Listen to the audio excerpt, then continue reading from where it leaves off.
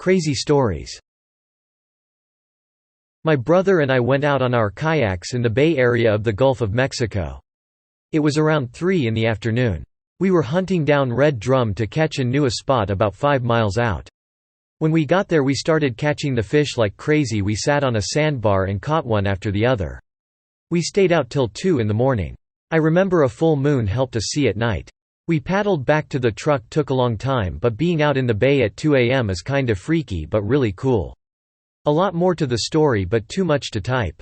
Public jizz. Okay, so I was working cashier today, and I noticed this one girl who wore leggings walk into the store.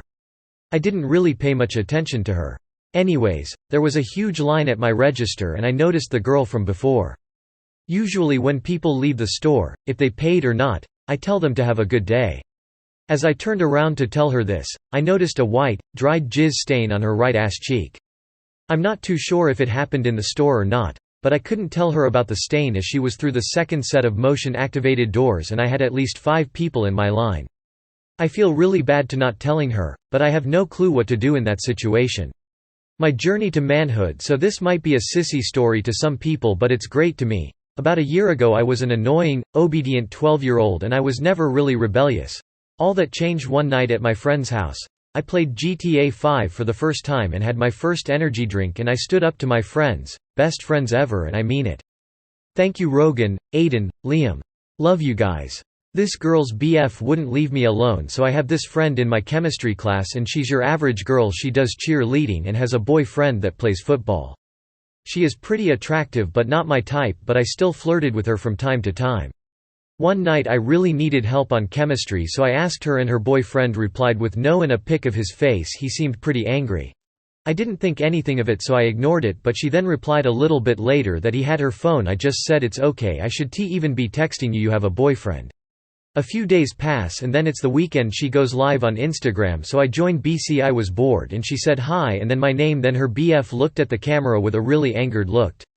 The next day I am on the bus on my way home and he adds me on Snapchat, so he's telling me that he's going to beat me up and all this BS. It got pretty annoying, so I just left him on read and then block him. I am a pretty big dude, but I was not going to fight a football player, but I really wish I did. BC, this dude is like 5 feet 8 inches and it was funny to me that he wanted to beat my ass, but I don't fight for no reason anyways. The girl I was friends with had to block me and couldn't talk to me, which sucked but wasn't a big deal. The girl and the guy seem happy but the dude seems controlling. Ouija boards are real. No doubt. When I was about 9 or 10 my older brother and my cousins were playing in the basement at my grandmother's. They didn't let me play with them because of course the age gaps between me and them, so I just sat on the steps with my WWE toys and would kinda peek to see what they were doing from time to time when I heard laughing or anything. So that's when they all come from around the corner and say, "Go upstairs." I ran upstairs as soon as they said it, because usually with my cousins and brother if they said something twice the second time usually came with a frog to the arm or a mean ear twist. My grandma had a table right in the middle of the basement. She used to fold clothes. Me being bored and bad, I went halfway back down just enough to be able to see them but not be seen. At the time I didn't know what they were doing. All I could hear was them saying to each other, "Stop moving it," and, "I'm not, that's you." I peeked around and see them around the table, hands stretched out, but I can't see what they're touching.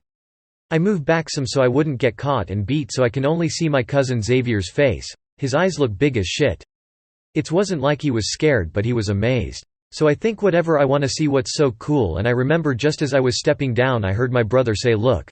My cousin Xavier spun around and at that exact moment I turned from looking at him looking to the left and see my grandma's shutters closing on its own. I'm paralyzed with fear at this moment because this isn't my first run-in with some spooky shit. But that's another story. My cousins and brother come zooming up the stairs past me. I'm watching this shit for it seemed like a year, then I realized I have to run too before I was the last one up the stairs, and whatever was down there got me. My cousins and brother ran in the living room and told Granny. She proceeded to curse all of us out and then called my uncle to go get that, in her own words, devil shit, out of her house. I remember my uncle saying he was gonna bury it. Haven't thought about it in years. Those things work. 100% sure.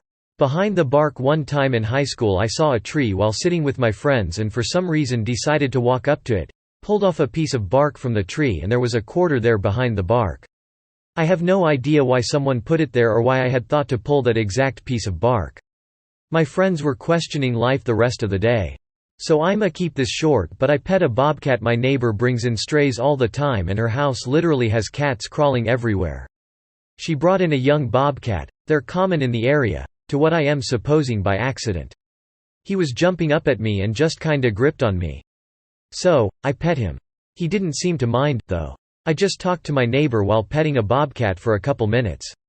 The neighbor just kinda lifted him to get his claws unstuck from clinging to my clothes. She had to also scoot a kitten before I could walk back outside. I saw a mermaid when I was little and no one believes me. It was when I was 6 or 7 and my family took a week trip to Catalina Island, just off the coast of Los Angeles. When we were walking down the pier, or the dock, I was looking over the edge down at the deep clear water when I saw a woman with really long blonde hair with a fishtail swim past quickly and disappear under the pier. That's when I immediately ran to my mom and said I saw a mermaid. Like I literally saw one, and I kept telling my whole family the entire trip that I really did. The only one that believed me ATM was 5Y, oh brother, but of course he would, he was little lol. Anyways, I only saw the back of the woman swimming, never a face or front of the body, and it was at the end of the pier where no one could swim out to since it's so deep and the water gets crazy. But I do truly believe I saw one, and I did some research about Catalina Island and they have nothing on mermaid events where people dress as mermaids for entertainment. Otherwise I would have just thought it was a fake one. I don't know if I saw what I believe I saw, which is a freaking mermaid. Or if I just imagined I did, but the image in my head is still so clear that it couldn't have just been an illusion. The Great Depression and kids. This story had been passed down through generations of my family on my mom's side, and she recently told me. Apparently my great-grandfather was friends with a family in the Sandhills of Nebraska who had a family of 6. 2 parents and 4 children. This was during the Great Depression. Many families suffered from not having much for money, and the fact many of them didn't use any sort of birth control method. People had lots of children. I guess one day my great-grandfather noticed something strange going on at this neighbor's house. The family's baby was nowhere to be found and they kept saying, "The babe's just sick," or, "We took her to her aunt's." One day my grandfather found out what had actually happened. The family killed and cooked their baby for food because they were so poor they couldn't afford anything. The family never had any more children after that. Sister skinned, decapitated, dismembered plus more in front of her children by husband. Ask anything. After family portraits with her corpse and attempt to nurse my newborn niece off her corpse. Justin Ray dismembered and mutilated her body, skeleton and organs, along with decapitating her in front of my 2-year-old niece. He then crossed state lines to dump her remains in a Kansas storage unit where he stayed with the kids overnight before attempting to flee on a train for 6 days to burn what was left of my sister's remains. There is no justice. Ask me anything. In an attempt for justice for Jessica, please sign my petition linked below. He then crossed state lines to dump her remains in a Kansas storage unit where he stayed with the kids overnight before attempting to flee on a train for 6 days to burn what was left of my sister's remains. There is no justice. Ask me anything. In an attempt for justice for Jessica, please sign my petition linked below. When it came to the queue and a part one of the pupils, a boy of about 15, said, "How many times did you die when you were fighting?" The vet just looked bemused at him, not knowing what to say. He didn't realize the boy was thinking that real war was like a video game, where you respawn after being killed. My aunt walked in on me masturbating. Deleted the last one cause forgot to add NSFW. Sorry mods. My aunt, who is very undermining of me and humiliates me a lot, walked in on me masturbating to porn of my biggest kink, humiliation. She watched me stumble and attempt to hide my rather unimpressive parts for a solid 10 seconds before leaving the room. Guys help. It's just me and her RN cause my bro left for collage not too long ago. I'm starting high school soon and I'm afraid she'll say something if she ever drops me off. I can feel her thinking up ways of humiliating me. Help guys, IDK what to do. Is the Bible fiction? According to one atheist madlad in my class, yes. We have a very religious teacher in my class, who used to really bother this one atheist kid in our class. When summer vacation came around, we had summer reading work, where we needed to write about a fiction book. Mr. Madlad read the Bible, and did his summer work on it. He came on the first day of school, and the teacher asked him why he did it, and for him to explain himself. And he just told her, "Can you prove that all of it actually happened?" I wish I could say this story had a happy ending, and everyone clapped. But he got in a lot of trouble, and ended up switching schools. the arcade, so one night me and my dad wanted to go to arcade together, so we tried to take a Uber there. The Uber driver said the arcade we were going to was in a bad area of town, but we just wanted to see if it was okay to go to. So he made sure we got in safely, but there were 2 police officers at the door. They patted me and my dad down just to get into the arcade. Then we get inside and we hear people yelling. We notice that a security guard wasn't letting a customer into bowling area even though she had paid for it. Then the customer talks to the cashier about it and the cashier decided to yell at the security guard about it. We didn't feel safe there, so we called another Uber, which was a female in her 20s or 30s, and she was sketchy about picking us up. She was worried because it was an unsafe area of town as mentioned earlier.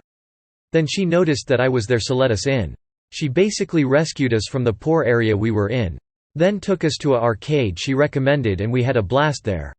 My mother was the first person to know where George Bush was heading during 9/11. My mother worked for the Omaha World Herald and was working the morning of the attack. A government friend of hers leaked to her that Bush was headed for Omaha to stay safe during the attacks. She ran to her editor and told him the news. The editor told her that there is no way it is true because there isn't a reason for him to come here. Turns out the Air Force base here is where he would go in case of a national attack, and it was secret. So my mother was the first person to know that the Bush was headed to Omaha on 9/11 outside of government officials. And nobody believed her.